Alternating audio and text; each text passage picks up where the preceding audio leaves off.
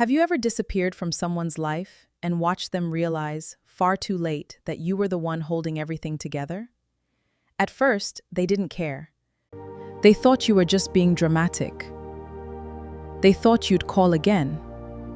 They thought you'd apologize. They thought you'd come crawling back, just like you always did. But this time, no message, no phone call, just silence. And slowly, something started happening. They began noticing the things you used to do. They began missing the conversations they once ignored. They began looking for you in places where you used to be. And that's when they realized something they never expected. They didn't know how much you meant to them until your absence became permanent. But what happened next was something neither of you expected. Maybe you were the friend who always called first. The woman who always forgave. You were the person who was always available. Whenever someone needed advice or comfort, you were always there. And because you were always there, they stopped appreciating it. Your kindness became normal. Your patience became expected. Your forgiveness became guaranteed. They didn't think you would ever leave.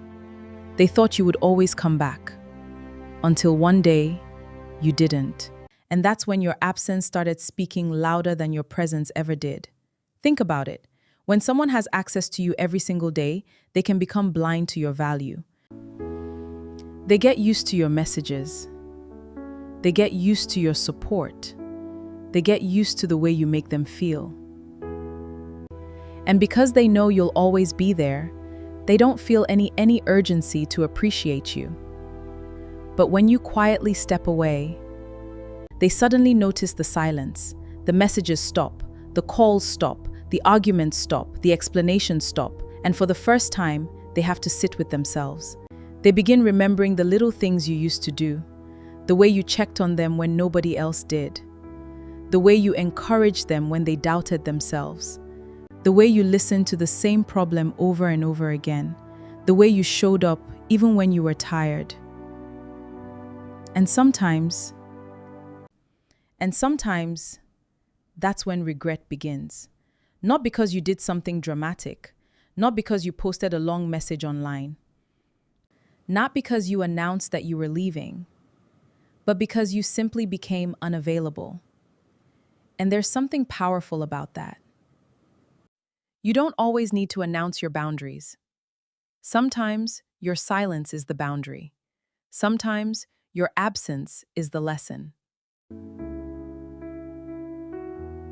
But here's something important. Don't walk away just to make someone miss you. Walk away because you finally understand that you deserve peace. Because if you leave only to see whether they'll chase you, you're still giving them control over your emotions. You're still waiting for their reaction to determine your worth. And your worth should never depend on whether someone notices your absence. You should leave because you're tired of begging for the bare minimum. You should leave because you've explained yourself enough. You should leave because you've given chance after chance. You should leave because you finally realize that love should not require you to abandon yourself. And here's where things get interesting.